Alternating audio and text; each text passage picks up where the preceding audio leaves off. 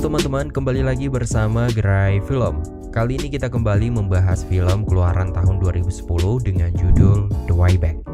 Film yang berdurasi selama 2 jam lebih ini diangkat dari kisah nyata, berkisah tentang sekelompok tahanan yang berusaha kabur dari penjara Uni Soviet yang ada di Serbia. Mereka yang berhasil keluar dari penjara pun masih harus menempuh jarak 4.000 mil melewati 5 negara untuk bisa menghirup udara bebas. Andrei Timofeyevich. Tokoh utama kita yaitu Janusz, seorang warga Polandia yang dituduh sebagai mata-mata dan ditahan di penjara Uni Soviet. Dia berencana kabur bersama Mr. Smith, seorang warga Amerika, dan Valka yang merupakan pencuri sekaligus pembunuh yang tergabung dalam kasta Turki, dan juga Andrei, seorang aktor yang ditangkap karena filmnya menyinggung pemerintah. Selain mereka, beberapa napi lainnya seperti Thomas, Kajik, Fox, Joran, dan seorang gadis cantik bernama Irena yang akan kita bahas lebih lanjut. Untuk latar waktu film ini berada di Polandia pada tahun 39, di mana Hitler melakukan serangan ke Polandia dari barat sekaligus menyerang dari timur, dan mereka membagi negara Polandia ini menjadi 2 bagian, dan itulah konflik Perang Dunia Kedua yang terjadi di Polandia.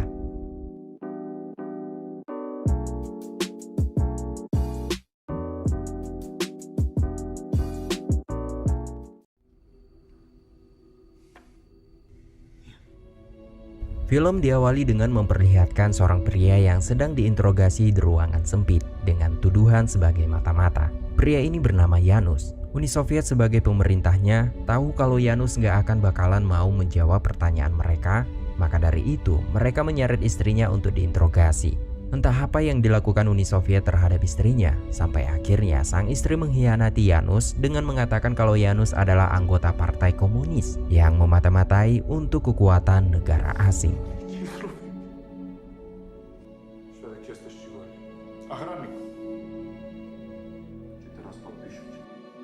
Akhirnya Janusz dan banyak tahanan lainnya dikirim ke penjara Bulak di Serbia dengan hukuman penjara selama 20 tahun.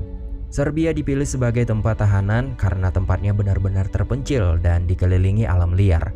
Suhu yang dingin mampu membuat setiap orang yang kabur mati membeku di perjalanan. Tidak hanya itu, pemerintah juga memberikan imbalan untuk warga sekitar jika mereka berhasil menangkap tahanan yang kabur dalam keadaan hidup ataupun mati. Dari sinilah awal mula mimpi buruk untuk Janusz. Tidak hanya di luar penjara yang menyeramkan, ternyata di dalam penjara juga tidak kalah kejamnya.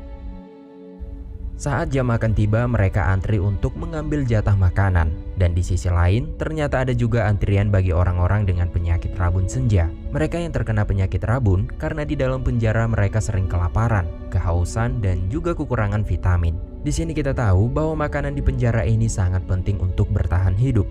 Secuil makanan saja sangat berarti bagi mereka agar bisa bertahan untuk sampai keesokan harinya. Contohnya seperti Smith yang memikirkan dirinya sendiri ketika makanannya hampir diambil oleh orang yang sedang kelaparan. Janusz yang sempat melihat kejadian ini merasa kasihan dan memberikan setengah makanannya. Dan Smith berkata kalau kebaikan Janusz itu bisa membuatnya mati kelaparan di sini. Selang beberapa saat, Janusz kemudian mendapatkan teman baru bernama Andrei. Dia adalah seorang aktor yang ditangkap karena filmnya menyinggung pemerintahan.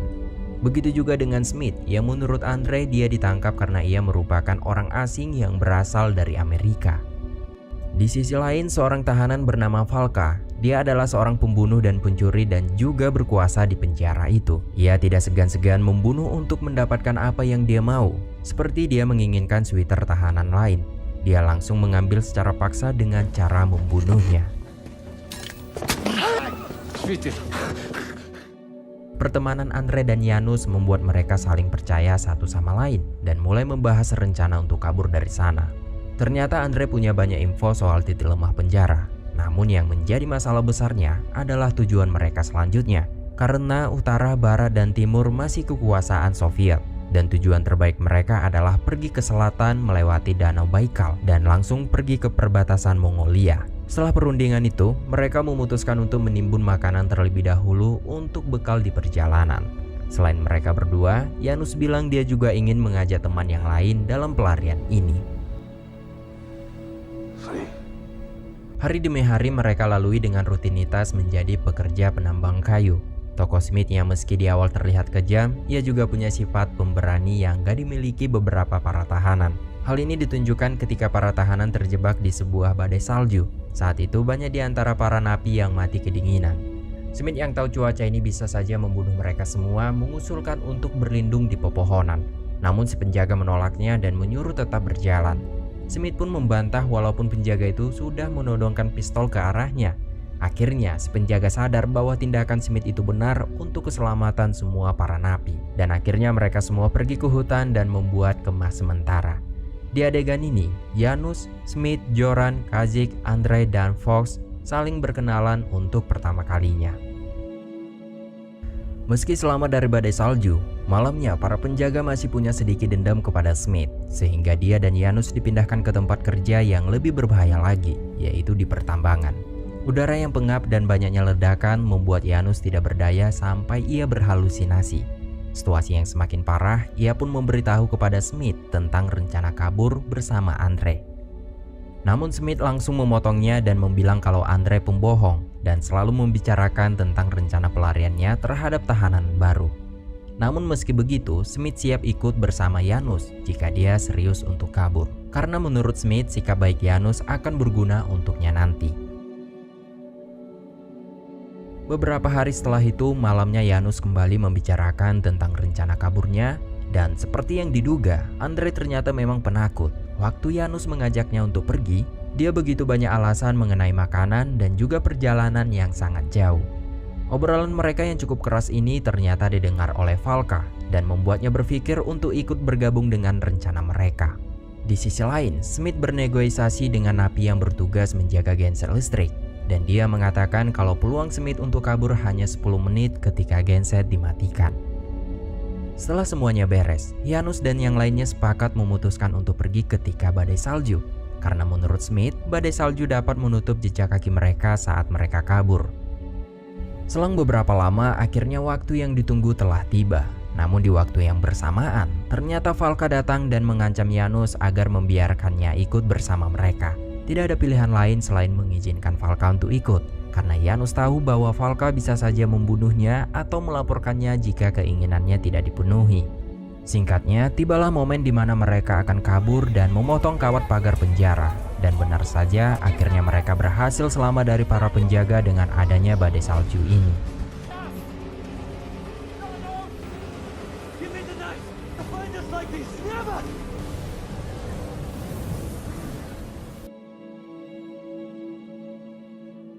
Singkat ceritanya, mereka berhasil kabur sepanjang 20 km dari tempat penjara. Di sini Janus mengumpulkan makanan dari para gerombolan, termasuk Valka, satu-satunya orang yang kurang disukai di gerombolan ini. Meski terkenal kejam, tetapi Valka punya prinsip yang cukup menarik. Dia kagum dengan kemampuan navigasi Janus, sehingga Valka memanggil Janus dengan sebutan Pakan, yaitu bos sebagai orang Turki. Dan Valka juga mengatakan ia rela mengorbankan nyawanya untuk melindungi Janus. Perjalanan mereka pun berlanjut dan Janus mengatakan untuk bisa sampai ke Danau Baikal butuh waktu sekitar 4 minggu di perjalanan. Dan di sini juga mereka nggak cuma harus bertahan dari musim dingin dengan makanan yang minim. Beberapa dari mereka juga punya kelemahan tersendiri. Salah satunya adalah Kazik yang matanya rabun senja. Saat malam tiba, ia mengumpulkan kayu untuk api unggun. Dan sayangnya ia tersesat dan tidak bisa melihat sama sekali. Sampai akhirnya dia mati kedinginan dan membeku. Yang paling mirisnya, ia meninggal tidak jauh dari tempat api unggun teman-temannya. Dan inilah akhir dari perjalanan Kazik. Minggu demi minggu mereka lalui dan belum juga menemukan danaunya. Sampai persediaan makanan mereka pun sudah habis. Smith yang membuat pancingan dari potongan kawat penjara hanya bisa mendapat ikan-ikan kecil. Di malam harinya, Valka mulai kehilangan akal sehatnya. Dia bilang kepada Janus untuk memakan temannya saja.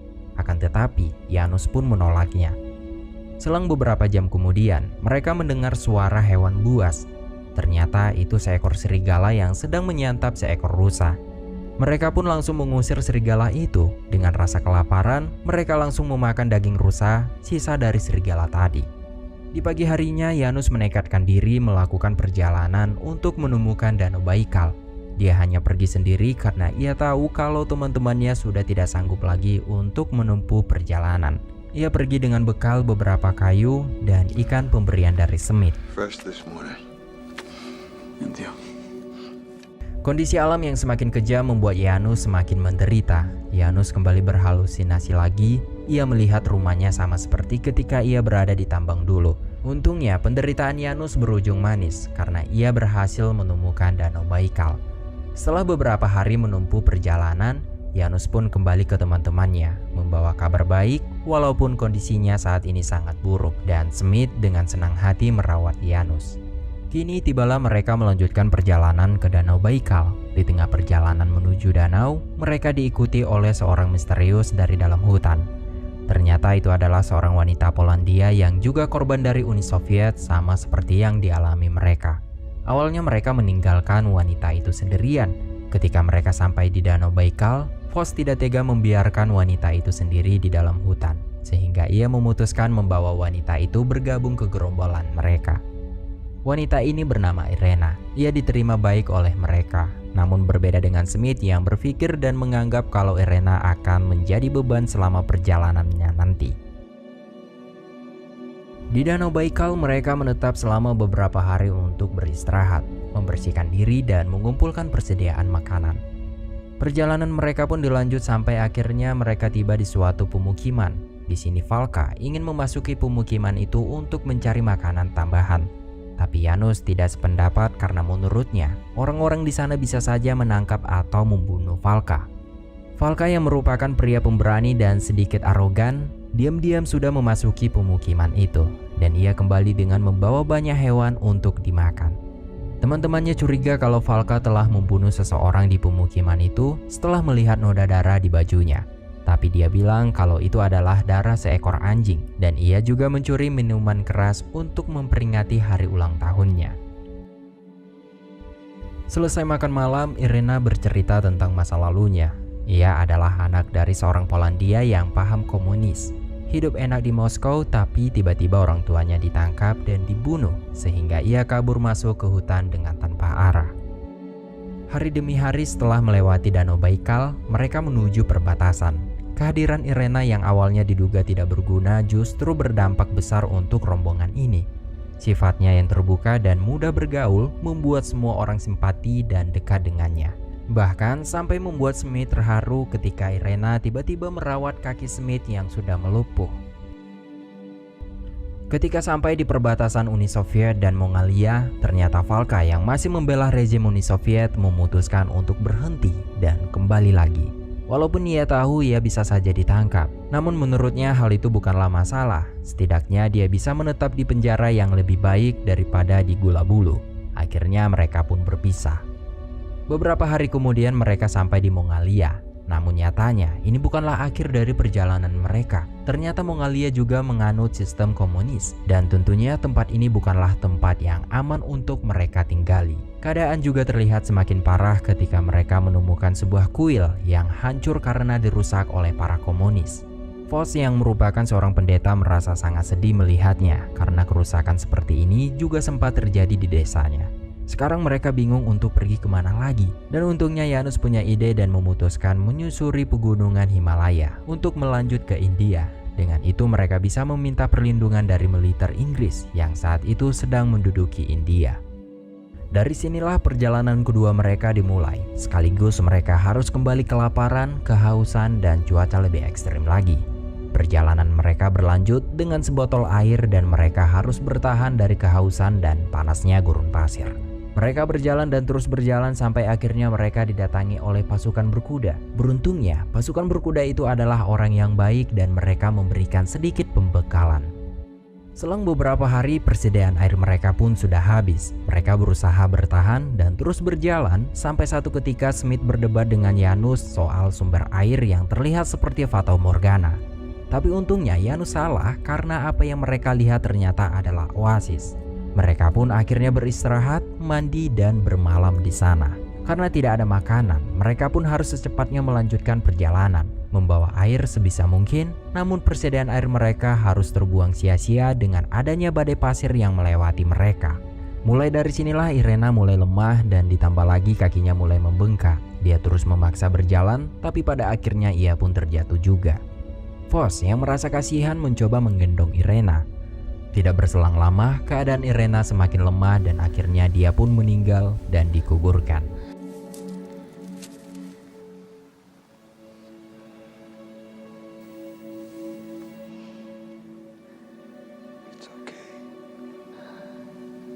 Dengan keadaan sedih dan berduka, mereka harus melanjutkan perjalanan. Mereka terus berjalan selama tubuh dan kaki mereka masih bisa dipaksakan. Satu persatu dari mereka sudah tidak berdaya dan jatuh sakit. Beberapa hari kemudian, setelah Irena meninggal, Thomas yang kakinya luka dan berdarah akhirnya meregang nyawa di malam itu. Beberapa hari kemudian, Smith yang sudah tak berdaya lagi menyuruh Janus dan lainnya untuk pergi meninggalkannya. Namun Janus menolak dan menyuruh Foss dan Joran untuk berjalan lebih dahulu dan mencari air di pegunungan selanjutnya. Malam harinya Janus berhasil menopang Smith menyusul Foss dan Joran, namun mereka belum menemukan air. Mereka pun memutuskan untuk beristirahat satu malam di tempat itu. Di pagi harinya Joran terbangun karena seekor ular tiba-tiba melewati kakinya.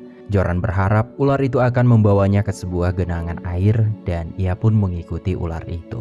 Akhirnya mereka menemukan air walaupun bercampur dengan lumpur.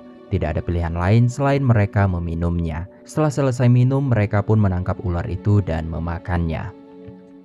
Setelah lama berjalan di gurun panas yang sangat menyiksa mereka, akhirnya mereka berhasil menemukan sungai. Dari sinilah perjalanan mereka terasa lebih mudah karena mereka bisa mendapatkan air untuk pembekalan. Sampai satu ketika tanpa mereka sadari, ternyata mereka sudah sampai di tembok Cina. Akhirnya mereka pun sampai di perbatasan Tibet. Janus dan kawan-kawan pun disambut baik oleh penduduk asli di sana. Bahkan mereka sampai diberikan makanan dan tempat untuk berlindung. Selesai makan malam, Janus menanyakan jalur menuju ke India. Dan salah satu penduduk di sana memberitahu kalau ada jalur terdekat menuju India, namun harus melewati pegunungan. Namun saat ini cuaca sedang buruk dan tidak mungkin untuk melakukan perjalanan ke India dan mereka harus menunggu sampai musim semi tiba. Janus menganggap hal ini bukanlah satu hal yang harus dikhawatirkan lagi, sehingga malamnya mereka sedikit berdebat pendapat. Smith punya rencana lain kalau dia sendiri akan pergi ke Cina dan mencari pangkalan militer Amerika dan berlindung di sana. Sedangkan Foss dan Joran memilih untuk menunggu musim semi. Namun keesokan harinya tiba-tiba Janus sudah menghilang dan pergi sendirian. Foss dan Joran yang mengetahuinya langsung buru-buru menyusul Janus. Kini mereka bertiga berjalan melewati rute yang telah diceritakan oleh penduduk Tibet. Dan akhirnya dengan bahagia mereka pun bisa sampai dengan selamat di desa pinggiran India. Untungnya penduduk di sana dengan senang menyambut kedatangan mereka. Itulah perjuangan Janus dan kawan-kawan untuk mencari kebebasan. Mereka harus menempuh perjalanan sejauh 6.400 km.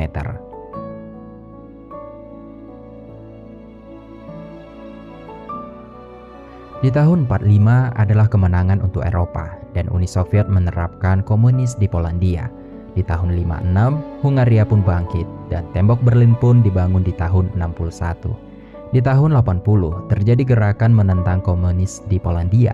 Lalu di tahun 89, komunisme di Polandia pun hancur dan akhirnya mereka pun merdeka. Di tahun ini juga halusinasi yang selalu dialami Janus akhirnya menjadi kenyataan. Dan ia pun berhasil bersatu dengan istrinya setelah sekian tahun berpisah. Dan itulah ending dari sebuah kisah nyata para tahanan yang pernah menjalani kerasnya mencari kebebasan. Segitu saja teman-teman untuk alur cerita film kali ini. Terima kasih yang sudah menonton konten ini sampai akhir. Sekali lagi terima kasih buat teman-teman. Saya akhiri, sampai ketemu di pembahasan film selanjutnya.